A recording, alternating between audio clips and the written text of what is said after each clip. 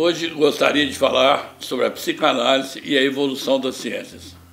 A revista Veja, na semana do dia 9 de março, publicou uma entrevista de um psicanalista inglês chamado Adam Phillips. Nessa matéria, o referido psicanalista dá uma confusa entrevista criticando e defendendo a psicanálise. Ataca pontos pouco importantes da teoria analítica e defende pontos de vista de inovação que nada tem a ver com a psicanálise. Normalmente, criticar a psicanálise é um assunto delicado.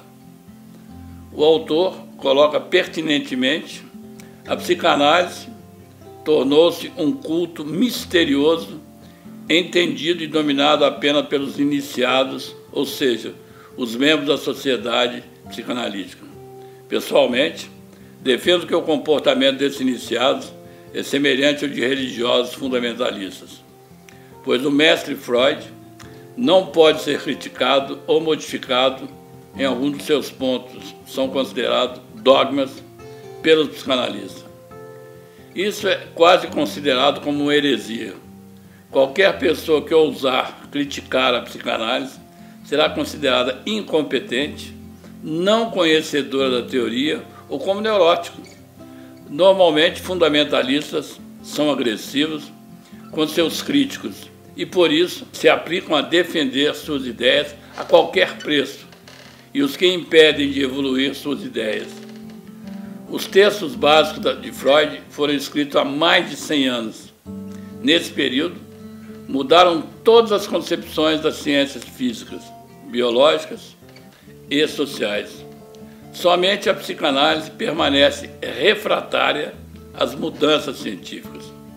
Quando estudante na Universidade de Louvain, há mais de 40 anos atrás, participei de um seminário dirigido por um dos maiores cientistas da psicologia, o professor Joseph Newton, onde o mesmo dissecava o pensamento de Freud, mostrando a grande influência do modelo mecanicista de Newton na sua doutrina.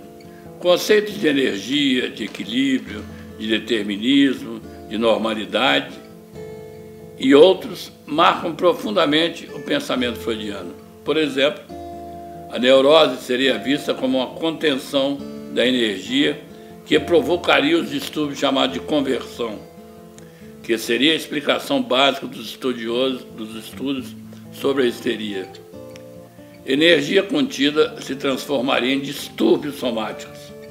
Nessa visão, todo o problema se concentra basicamente no conceito de energia, enquanto quantidade que se conserva ou que provoca distúrbios e ou movimentos. Exatamente como na visão da física clássica, na metáfora mecanicista, o homem é estudado como sendo uma máquina que canaliza ou retém energia. Freud chega a usar a metáfora aparelho psíquico, que transformaria a energia orgânica em energia psíquica. Na realidade, o ser humano não se assemelha absolutamente nada a uma máquina. Com o advento da teoria da complexidade, também chamada de teoria do caos, o conceito de energia deixa de ser visto como uma força que conserva ou que provoca movimentos, e passa a ser vista como transformadora das estruturas moleculares dos organismos biológicos ou das estruturas dos fenômenos complexos. Na visão moderna, o ser humano é visto como um ser gerado na dinâmica das transformações térmicas e não com o movimento mecânico.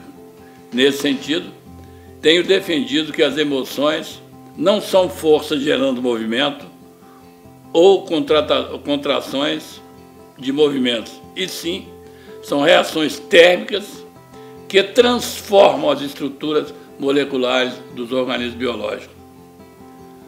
A tradicional noção do inconsciente na teoria analítica é um conceito metafísico, vai além do físico, é mentalista. Na visão da neurologia contemporânea, esse conceito deveria ser pesquisado como uma transformação involuntária das estruturas neurológicas dos seres humanos. Ao invés de falarmos em comportamentos inconscientes, deveríamos falar em comportamentos automatizados ou involuntários.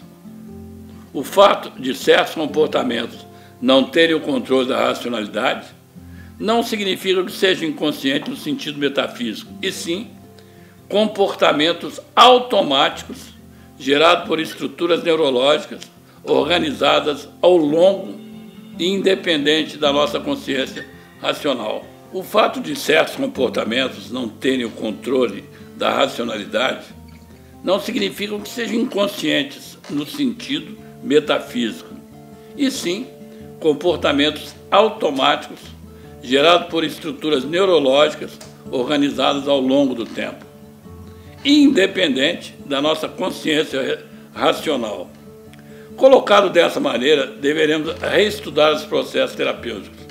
Ao invés de imaginarmos que poderemos entender os eventos do passado para podermos modificar no futuro, como afirma a teoria mecanicista, nós deveríamos ajudar os pacientes a elaborarem novos projetos existenciais, estimulando vivências emocionais, procurando organizar estruturas neurológicas mais controladas pela consciência racional. A moderna ciência da complexidade coloca que não existem os fenômenos determinísticos dos eventos complexos.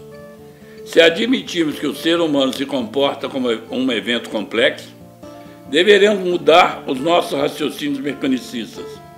Na ciência da complexidade, a compreensão do passado não garante a previsão do futuro. Segundo Prigogine, deveríamos aprender a conviver com as incertezas, pois nos fenômenos complexos, o futuro é imprevisível. Conceitos como de instabilidade, de desequilíbrio, de rupturas, de auto-organização permanente e imprevisibilidade dos eventos futuros deveriam ser seriamente considerados na formulação de novas terapias. Precisamos abandonar o mito mecanicista que, se compreendermos o passado, podemos prever os comportamentos futuros.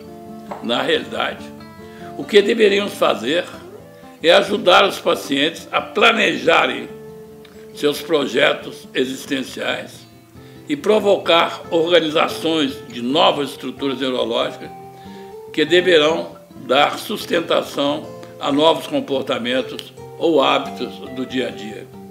Evidentemente que esse tipo de crítica e essa nova maneira de pensar, se forem consideradas, poderão gerar força de resistência em certos grupos de terapeutas tradicionais.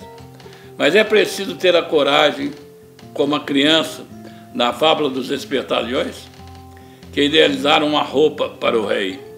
Torna-se necessário que pensadores sociais comportem-se como essa criança que corajosamente afirmou que o rei estava nu, pois a psicoterapia não é um credo religioso.